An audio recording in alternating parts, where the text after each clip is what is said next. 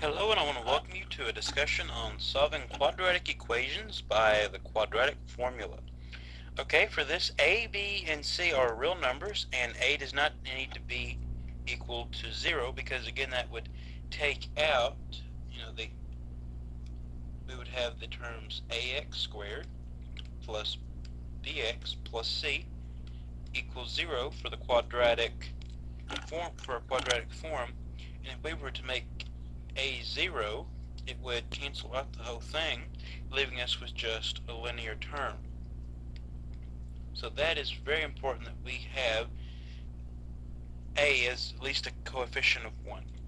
And the quadratic equation can be written in the form that we just wrote below, and has the solutions of this form: x equals plus or equals, or excuse me, let me start from the beginning. X equals negative b plus or minus the square root of b squared minus 4ac over 2a. This formula right here is very important, and it will be the focus of this lecture video. So here are the rules for the procedure to solve the quadratic equation with the quadratic formula. You want to write the quadratic equation in standard form. If necessary, clear the equation of fractions to simplify calculations. Identify a, b, and c. Replace a, b, and c in the quadratic formula with the identified values and simplify. So to get started, we want to make sure our equation is in the ax squared plus bx plus c form, where we note that a in the beginning has the x squared attached to it, b has just an x, and c is just a regular number with no variable attached to it. And once we've identified that, let's go through and identify on our actual problem. The 3 is equal to a, b is equal to a negative 5, and c is equal to 8. So now if we write our quadratic equation, x equals negative b plus or minus the square root of b squared minus 4ac all over 2a. So let's plug in our values. So we have x equals a negative 5 plus or minus the square root of b squared, which is negative 5 squared, minus 4 times a, which is 3, times c, which in this case is 8. And it's all going to be over 2a, which is 3. Okay, to continue on, we want to simplify our formula. So we have on the outside the negative times a negative is a positive, plus or minus the square root.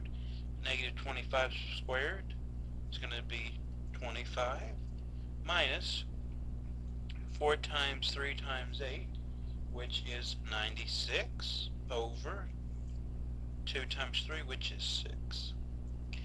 And something important is going to happen. We have x equals the positive 5 plus or minus the square root of something, and remember it's going to be over 6. Now it's very important to note what's going to be under that radical. When we subtract 15 and negative 6, we're going to get a negative 71. And still for our cases, a negative under the radical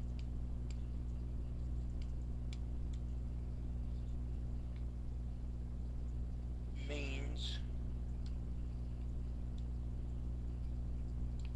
does not exist. Because you'll learn in later class that this negative gives you something called imaginary numbers.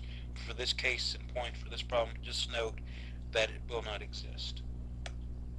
Okay, with number 2, let's go through and identify what we have to work with in our ax squared plus bx plus c form. A squared, or ax squared, will have the x squared attached to it, so this is a. And for b, it will have the x attached to it, and if you see there is no x term, so there is going to be no b, and for c it's going to be 14.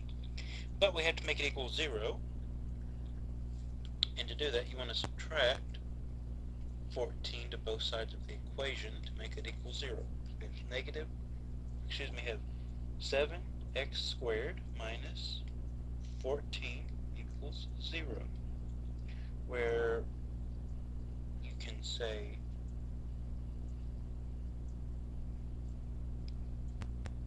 that a is equal to 7 and c is equal to negative 14. Now if you actually pay attention to this, you can do a little simplifying. You see that 7 will go into both the first term and the second term, so we can actually pull out a 7.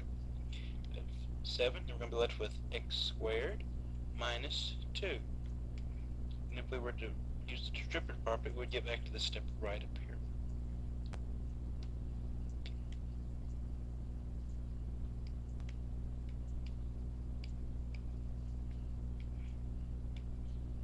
Okay, and then again, if you wanted to actually simplify, divide both sides by 7, you're going to be left with x squared minus 2 equals 0.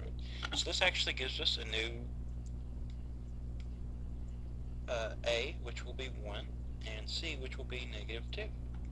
So if we wanted to now use our quadratic formula of x equals negative b plus or minus the square root of b squared minus 4ac all over 2a. And see, it makes it a lot simpler since we were able to factor, because we only need to deal with the 1 instead of a 7 for the a's. So x equals the negative, and when there is no b, we say it is equal to 0. So negative b plus or minus square root of 0 squared plus or minus 4a is 1, and then c is negative 2, all over 2 times a, which is 1. So to go through and simplify, x equals, this is going to go to 0, so we're left with plus or minus 0. So we're going to have 0 right here, and then negative 4 times 1 times negative 2 gives you a positive 8, all over 2 times 1, which is 2.